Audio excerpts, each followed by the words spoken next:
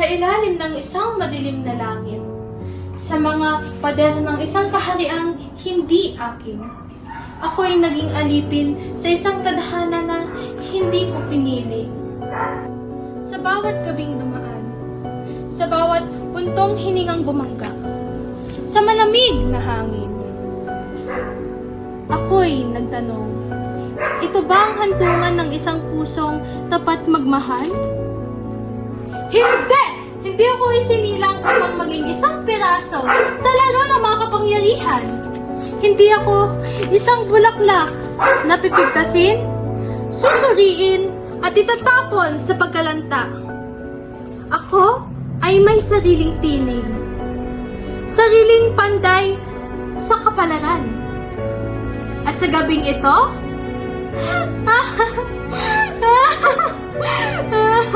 hindi ako magiging biktima.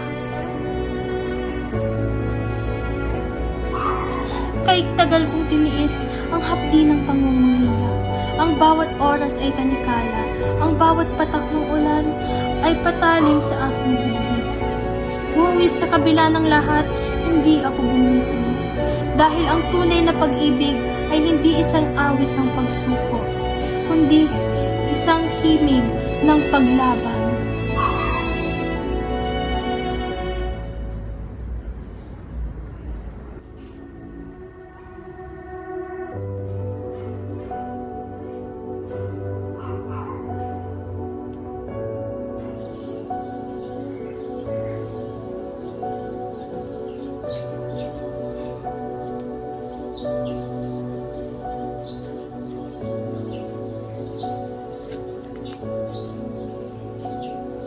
Ngayon na dumating ang sandali.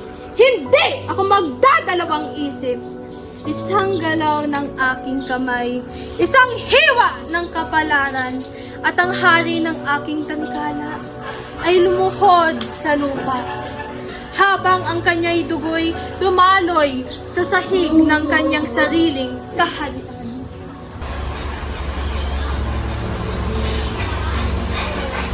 At sa wakas, tapos na ang bangungot.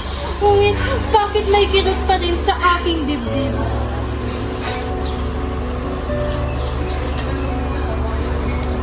Ang tibak na naligtas kay Laura, siya ring tapat na nag-ukit ng mantsa sa aking mga palad. Ako ay nagmahal, ngayon naging kamay ng kamatayan.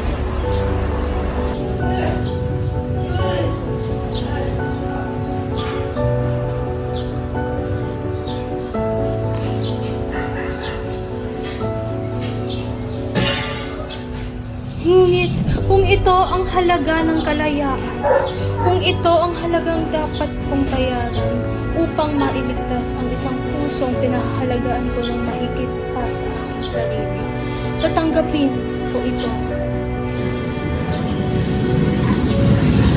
Ako si Flerida, hindi prinsesang hinintay na iligtas, kundi isang mandirigmang pinili ang sariling landas.